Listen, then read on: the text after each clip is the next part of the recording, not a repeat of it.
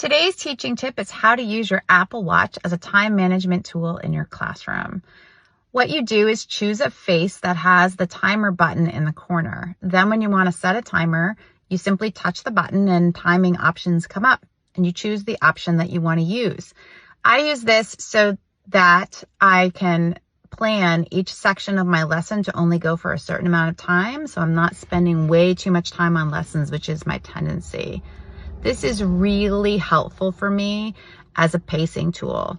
The students are not interrupted by it because it's not on the board and it doesn't stress them out. My watch simply vibrates when the timer is up, and that lets me know that I need to move along to the next area of the lesson. Therefore, it's a great tool. I really recommend you use your Apple Watch if you have one as a time management tool. It has been life-changing for me. I hope you find it is too.